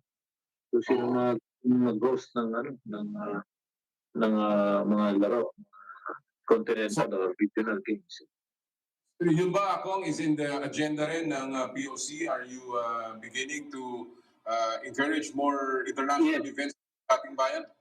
Yes, parang next year nga, may naka-schedule ng baseball eh. No? Kahit ganun lang yung baseball, kahit di tayo umabot sa Olympics, pero unti-unti na tayong bumabalik sa Asian level.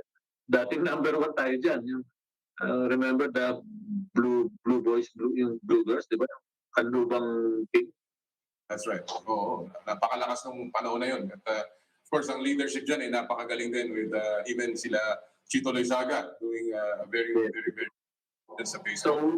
with that, lowering ng level at saka yung bumaba na talaga yung COVID, even sports tourism, encourage natin kung like only any second host na kung meron silang schedule to host, even kahit na hindi sports competition, kahit nga Convention. convention or yun na, mga assembly ng mga ASEAN or what. You can, That's right. para lang, di ba? Panumbalik ang ating ekonomiya and of course, mabuhayan din ang ating buhay dito sa sports. Bones, what about the golf circuit? Anong plano ninyo now na bumaba na ang alert levels? Of course, ang golf, maagang pinayagan niya maglaro, although hindi pa pwede ang competition. What is the latest now, Bones? Pwede bang magkaroon ng tournaments ang mga golfers?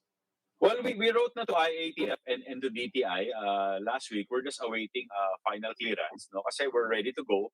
Umpisahan natin yan with elite amateur events. So we're planning, if approved already, we're planning to hold starting towards Christmas na, no? And then another one January. So we're raring to go, and even non-elite level sa mga corporate events, ang daming gusto magpa-tournament na dyan, di ba?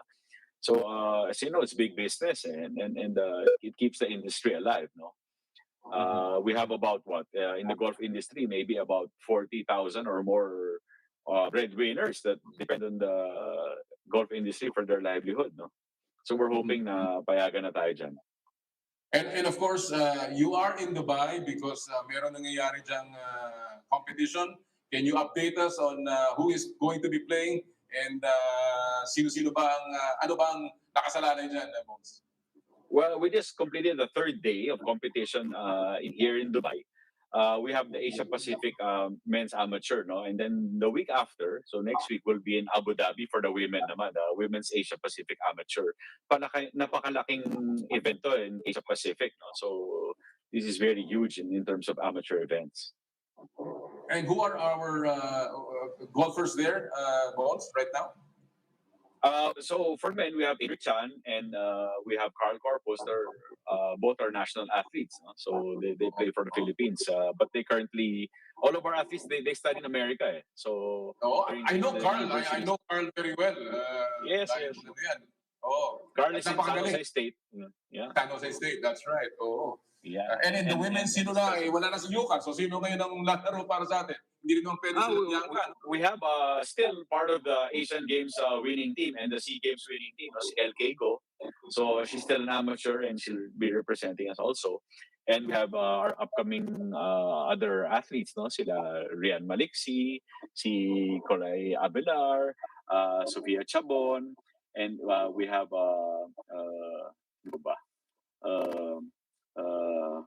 Mika Fortuna. And, wait, I'm forgetting one more. Sorry. These are solid names. Oh yeah, Si we have Rian. Bernice Ilas, yes, there. Oh, all right. Well, So we have Kong, six before and I wish you all the best, Bones. Certainly, we're hoping na kahit pa paano, hindi sila ma-demoralize ito mga balitang ma-inspire to play even better for the Philippines. Kong, before I let you go, of course, the COVID levels are down. Sabi mo nga, mabuting balita yan, hindi lamang para sa turismo, pero kung hindi para sa sports. Would you encourage now, Kong, na magkaroon na ng fans stadium at magkaroon pa ng more competitions to begin, lalo-lalo na sa amateur level? Fans, palagay ko pwede na kasi basta fully vaccinated na nakita niyo naman matagal na yung mga laro sa stage, puro yung NBA, baseball, lahat ng sports doon, di ba? Football. So kung mag-iingat lang, limited, 50%. Churches na, inaalaw nila eh, kaya, di ba, na mostly, open, except volleyball and basketball, di ba? Uh, ibang sports, hindi indoor, no? So, parang ito pwede na kasi mahirap din maglaro ng walang spectators. Oo. Basta maigpit lang sa gate na fully vaccinated, that's it.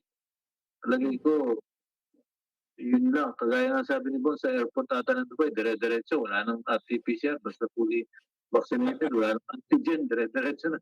Basta mahalaga lahat mabigyan ng bakuna at talaga mag-ingat. So, well, before I let the two of you go, babalikan ko lang yung ating topic about Yuka, and I guess marami pa ring fans na of course sumusuporta. Meron din naman na mga tumutuligsa at nagiging very critical kay Yuka.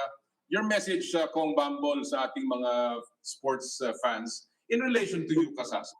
Yes, of course, we respect her decision, family business decision. We respect that. Siguro mas malalim, mas malayo yung tinitingnan nila. So, we're happy for her decision. Tama naman. In reality, frankly speaking, tama yung decision niya. We cannot really offer something what Japan or other countries, first world countries can offer. No? So, buti na lang nilatag ni Bones yung nilatag na kanina yung mga pangalan. No, Yung mga papat. Pumili na kayo, may clue. Bones, I guess yung mga fans ni Yuka na na-disappoint, and of course mga fans ng golf na umaasa na isang araw bibigyan ni Yuka tayo ng isang medalya sa Olympics ay bumaksak ang moral. What can you tell all of our golf fans, lalong-lalo na in relation to the golf program ng ating bansa? Well, si Kong Bambol said it well, no? Let's all rally behind Yuka, and she gave us a lot. She gave the Philippines a lot. So let's support her with her decision, and let's all respect it, no? And that's all we ask. Her heart will always be Filipina, and she'll always be there for us, and I'm hoping that all of us will always be there for her as well, no? Yes, okay. We'll get the gold medal via some other athlete, no? Definitely. Darating yan. Alam natin that it will be a long while again before we get another Yuka Saso. But ang mas mahalaga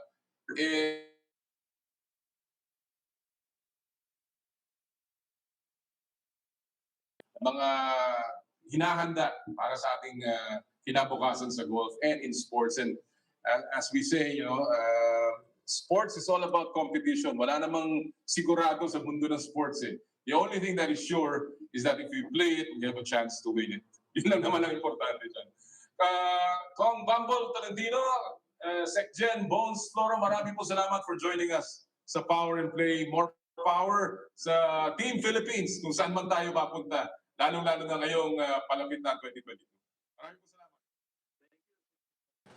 Yan po mga kaibigan ang ating panayam with Congressman Bambol Tolentino, ang presidente ng POC, and of course Bones Floro, ang section ng NGAP sa issue ni Yuka Saso. Alam mo, simple lang ang aking huling pananalita dyan. No, let's find happiness in the success of others. Wag po nating i-down. Kalimutan po natin yung crab mentality, kalimutan po natin yung tampo. Let's just find happiness for Yuka. Yun po ang mahirap na desisyon.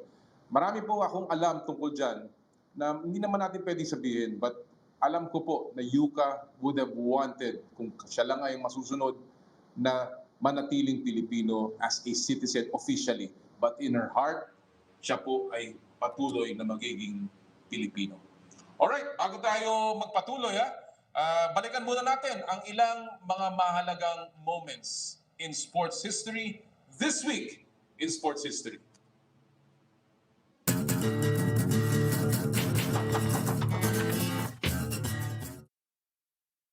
October 31, 1950 o 71 years ago, naglaro ang isang African-American player sa NBA. Yan po si Earl Lloyd ng nooy Washington Capitals. 6 points lang ang na-score ni Lloyd sa first game, pero landmark moment naman sa liga ang paglalaro niya. Pagkatapos ni Lloyd, libo-libong African-American players na ang pumasok sa NBA, kabilang ang maraming all-time greats. Earl Lloyd becomes the first African-American to play in the NBA this week in sports history.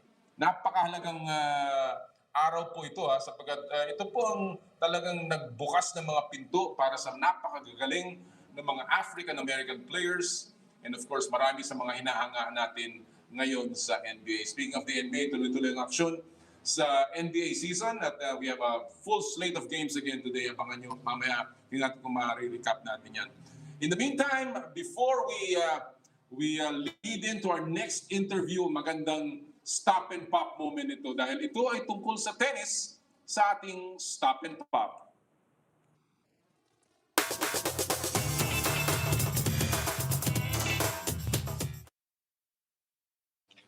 Meet Lolo Leonid Stanislavski. Siya po ang pinakamatandang tennis player sa mundo. And ito pong 97-year-old mula Ukraine na game na nakipaglaro kay 20-time Grand Slam champion Rafael Nadal. Dream come true raw po para kay Lolo Leonid na makaduelo ang world number 4. At training na rin niya para sa, ito pakinggan niyo to, 2021 Super Seniors World Championship. Super Seniors World Championship. Opo, may competition talaga para sa edad 90 pataas. Ilan kaya sumasali dyan, 90 pataas na nagtitennis? Mismo si Stanislavski ang sumulat sa International Tennis Federation para idagdag ang category. Aabangan natin kung siya ang mananalo dyan. Stanislavski, no? Si Lolo Leonid sa ating Stop and Pop. Nakakatuwa, no? Kaya, tingnan natin kung mananalo si Lolo Leonid. But this is a perfect way to segue to our next interview.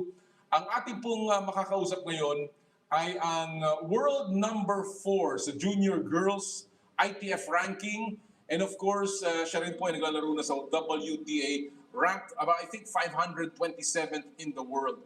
Siya po ang pinagmamalaki nating teenage tennis sensation ng Pilipinas na nagtapos ng US Open, yung kanyang last major, sa semifinals ng doubles at ng quarterfinals ng singles. Ito po ang ating panayam with Alex Eala sa Power and Play.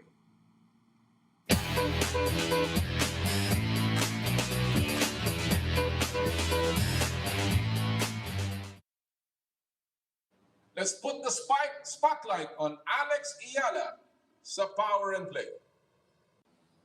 With us now, Alex Eala, our teenage tennis sensation from Spain. Thanks for joining us, Alex. And how are you? How are you doing? Hi, thank you so much for having me. I'm doing great. Still trying to recover and rest. So yeah. We'll talk about that. You know, as I'm taping this, it is November 1 here, and it's a holiday, and of course Halloween just passed. Is there Halloween in Spain, Dex? Yes, of course, it's still a big thing, I think, globally. I went out for dinner last night, but nothing too special. No costumes, huh? No costumes. No. All right. You know, it's been a very busy year for you, Alex. By my count, and I may be mistaken, I counted about 12 ITF tournaments. Of course, the majors, WTA. It's been very, very busy for you, and you've had a tremendous year. You know, you won a couple of tournaments. You placed very well in Switzerland in a tough 60,000 ITF tournament. You placed very high in a 25,000 tournament back in February in France. So it's been a very good year. How is life on the tour, and how have you adjusted? Well, I'm getting used to playing more futures and in the women's circuit, and I love to play and in the against these more experienced players, because I think that it's a big challenge for me, and there's so much I can learn from all of these different types of playing styles and different situations. So I'm definitely really enjoying it. Yeah. So what has been the best part so far for you playing in the tour, both in the juniors as well as in the women's? I think traveling is it's a big I think it's a privilege that I get, or opportunity that I get to travel so much around the world, that I don't think a lot of people can do, especially right now. So to just see so many different things and different cultures, and to experience so many different countries, and to meet new people, and to experience new environments. What I wanted to say, it's really an exciting thing for me, especially at this age, to learn more about my game, about tennis, and to be exposed to these types of situations. In terms of that, Alex, the perks of traveling, do you go with the team? Are these all arranged by your team? And do you get any kind of privileges? In terms of lines and stuff like that, because not many people understand what it's like to be a tennis pro. Well, it's not all super happy and super fun. Of course, there are the things that you don't want to do. Sometimes you have to wake up early for the flights. You have to fly straight away after the matches. I don't always travel with a big group of people. Um, a lot of the times I travel with just my coach, or my parents who meet me somewhere. But then the times that I do travel with a lot of people, let's say my family, or other players from the academy, it's really a fun experience. And um, as you mentioned, my calendar is usually handled by my parents along with my coaches, and of course myself. Um, so just to answer your question, yeah. Yeah, well, you've been to so many places. Of course, most of your tournaments are played in Europe, and of course, you've played in other parts of the world, even in Africa. What has been the most interesting place so far for you? That's a good question. I do think Africa was um very different for me. Going to South Africa and to Tunisia is I think it's very it was very new to me, and I really enjoyed seeing, especially in South Africa. There's so many sights to see, and just it was so beautiful there, and I had a really good experience, especially even tennis wise. But I think even within Spain, or within different countries, the different cities, they're all a, at least a little bit different. So I think Mhm. it's really nice to see when I'm traveling. Yun yung kasarapan, Alex, no, ng pagiging part of the tour. Of course, the traveling, and of course, the competition, the culture, Mhm. all the people you meet. What is the difficult part naman of the tour for you? Uh, Also a good question. I think the most difficult part isn't necessarily linked to traveling. I think it's just what the difficulties or the struggles that every athlete undergoes. It's like, Mm. if you're doing too much, if you're traveling too much, tournament after tournament, or training after training, then I think it's normal that sometimes you get tired, or you're close to burning out, some people would say. But um, I think those are the moments that really define you, how you bounce back, or when you have a hard loss. I think those are the hardest moments, probably, but those are also the most important moments, in my opinion. And of course, when you talk about that tournaments that you participate in, still the biggest ones and the most memorable ones are the majors or the Grand Slam tournaments, no? Because obviously it's the pump, the hype, the media coverage, and of course the kind of competition you get. Um, so far, you've played in all of the majors, in the at least participating in the juniors and in the women's now. Which is your favorite, Alex, so far? In terms of, I'm not talking about the surface or competition, but just like the environment that you find yourself in. Which has been perhaps the most interesting for you? It's very hard to tell, especially now that the experiences are a bit different to normal because of COVID. But I really did enjoy US Open this year, and because I think also because we traveled with quite a big team, and a lot of my family came to watch me. I think that made it really special, and that made that tournament very memorable for me. Well, talking about the U.S. Open, you played very, very well in the U.S. Open. You finished in the quarterfinal round of the singles. Uh, you finished in the semifinal round of the doubles, and of course, that is much better than your previous U.S. Open. What do you think was the reason for the better performance, the better results that you got this year? Well, of course, the my two US Open runs were almost 2 years apart, I think. And I think 2 years, especially for a teenager like myself, can be a long time. Well, it can a lot can happen during 2 years. Is what I'm saying, and I think during that a lot of time, I worked really hard on the specific areas where I needed to improve, and I'm very happy to see my performance and how I've grown my development.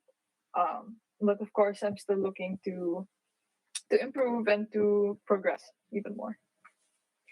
You talk about that, and when we look back at your U.S. Open performance, played very well with Van der Winkel. I think it was your partner in the doubles in the U.S. Open. In the singles, of course, it was a terrific run, but we also saw how your compressed schedule, and that's not because it's not unusual, but there were also some cancellations because of the weather and changes in the schedule. Did that affect you, because you also got injured in your singles match against Skilipoti, and did that kind of the compressed schedule, how difficult was that for you?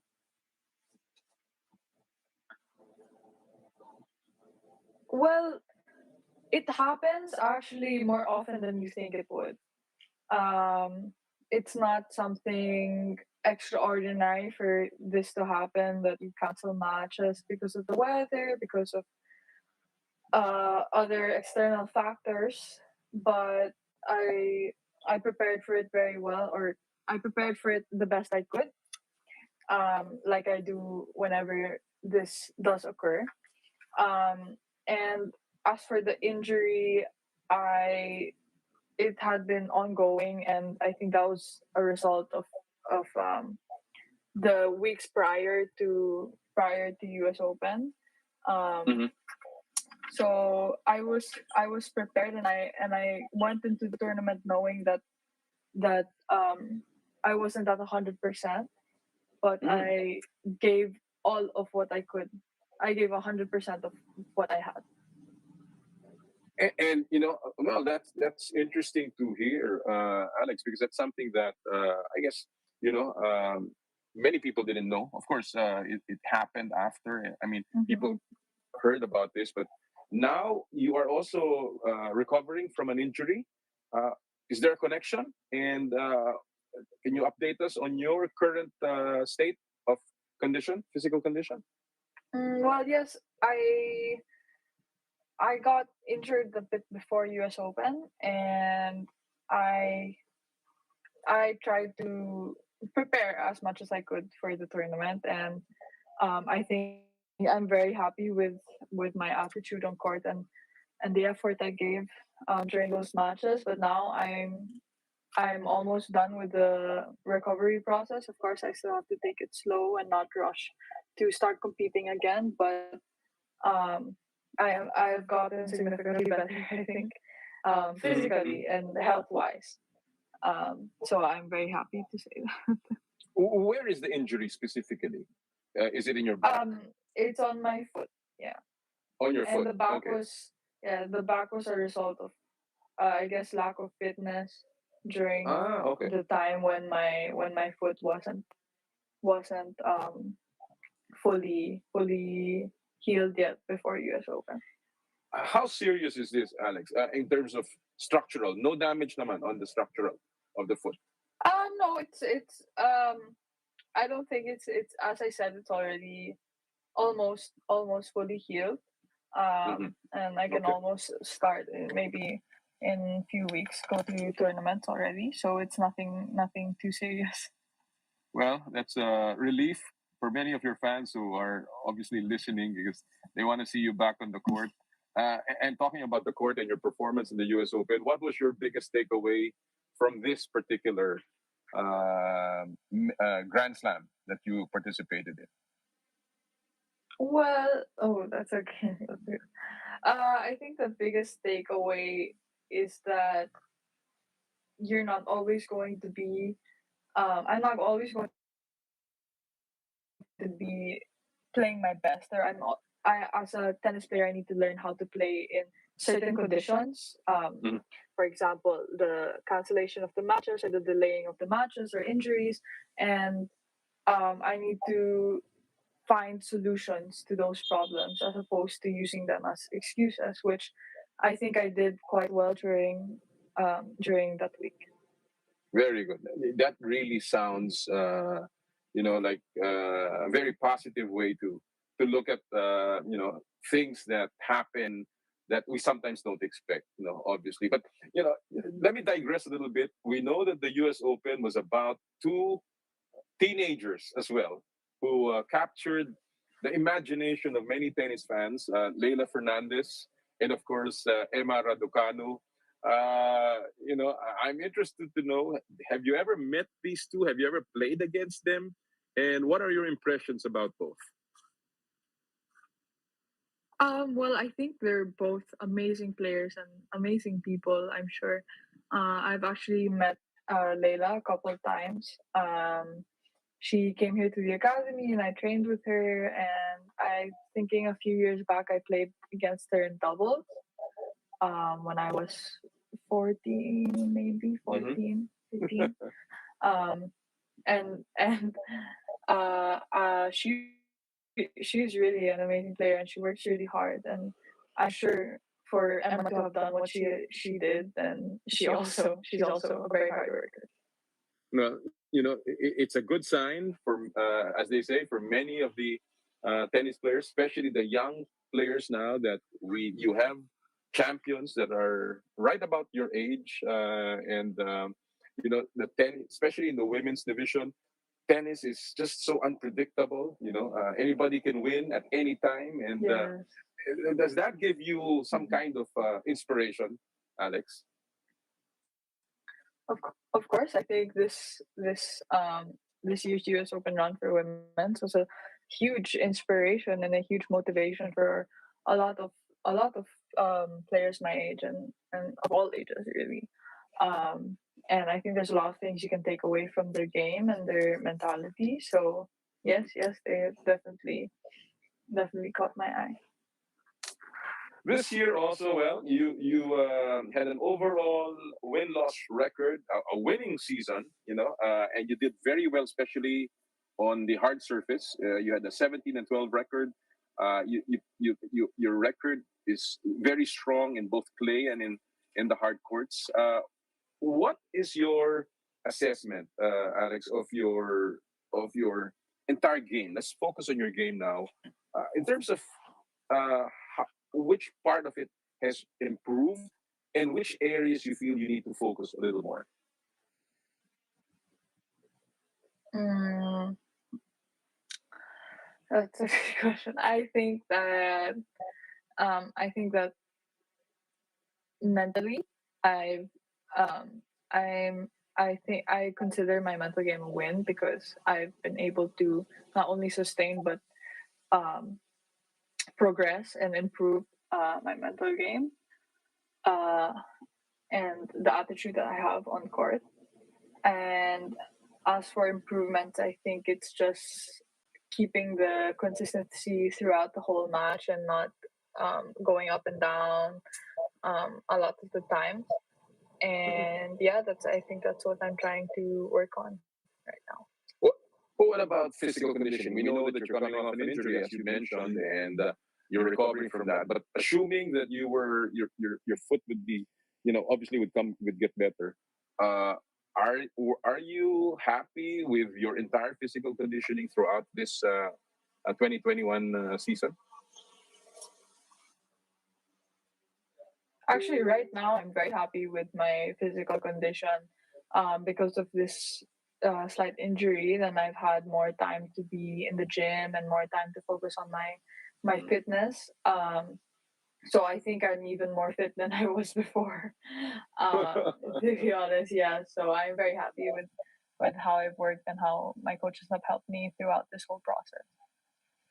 Let's talk about your schedule. Of course, you are playing in both the juniors and the women's. How was that this year? Do you think that you will continue with this? And is there going to be a time when you're going to start just concentrating on the women's, maybe? Yes, I'm sure there's going to be a time.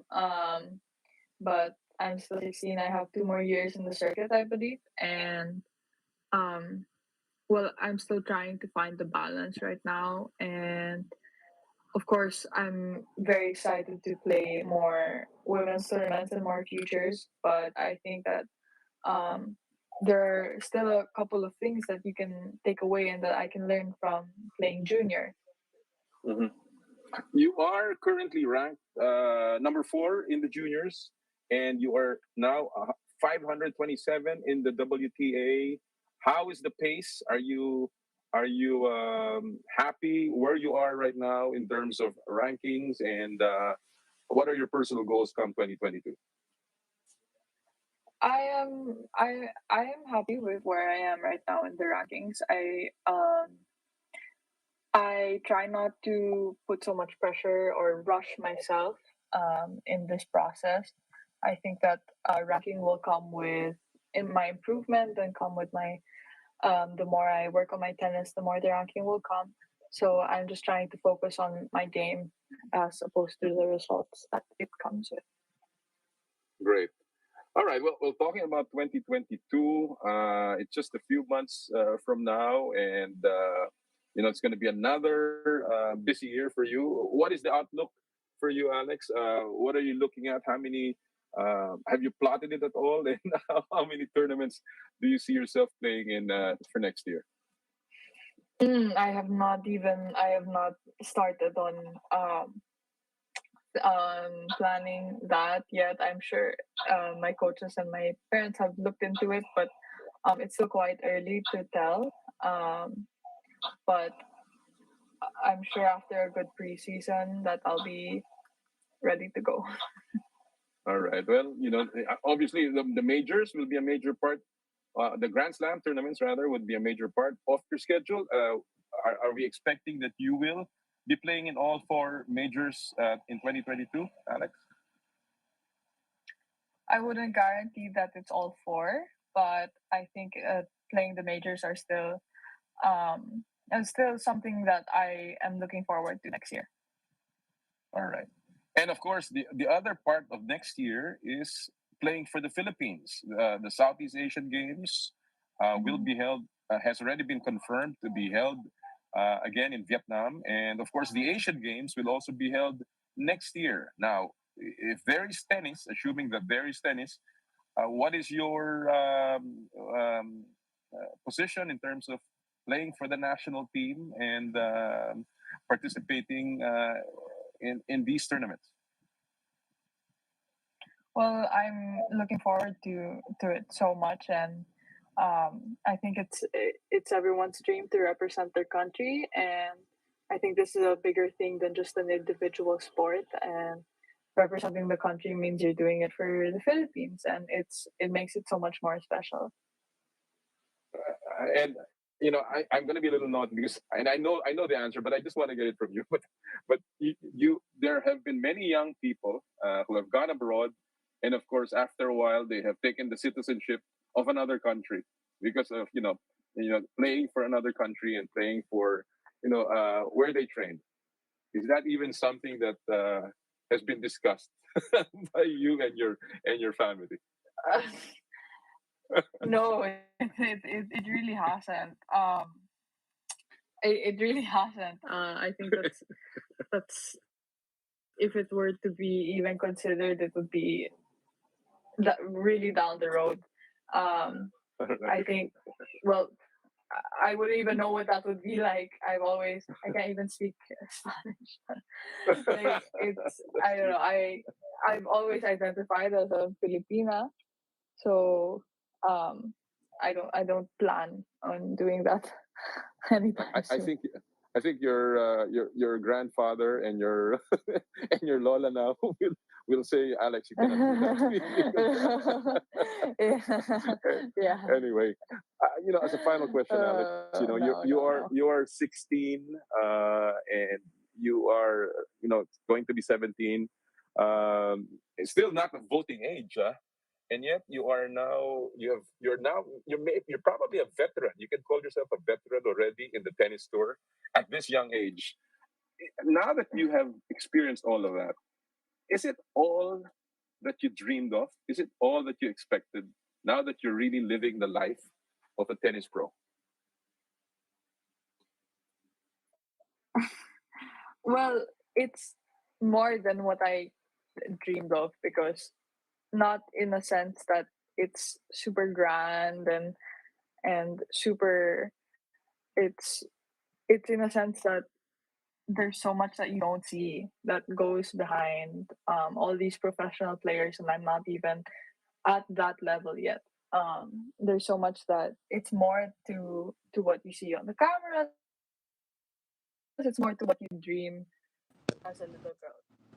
Yan po mga kaibigan ng ating panayam kay Alex Eala, ang ating Philippine pride sa tennis. Maraming salamat nga pala sa Seawind Resort ng Boracay, where we actually recorded that interview last Monday. At nagpapasalamat tayo sa lahat ng staff din sa tulong nila. Again, Alex Eala confirming hindi siya lilipat kahit anong bansa, mga kapatid. Hindi po lilipat ang ating pinagmamalaking si Alex Eala. Pilipinang-Pilipina ang ating tennis player na si Alex. Maraming salamat sa interview niyan. Alright, bago tayo magtapos, gusto ko lang basahin ang mga ilang nagpadala ng kanilang komentary sa ating pinupulsuan ngayon. Who is the greatest PBA import of all time? Sabi ni J. Rafael Lapid, Icon Kenny Redfield and Chris King is two of the PBA reinforcements during the 90s. Ayan ang sinasabi niya. Matagal ko na hindi naririnig yung pangalan niya. Kenny Redfield